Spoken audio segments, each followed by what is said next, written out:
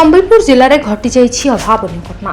हाँ दर्शक बंधु, आज सकाळु संबलपुर कोलकाता 53 नंबर जातीय राजपथर पड़िया बहाल निकट बारीबांध्रे घटी जाइछि भयंकर दुर्घटना।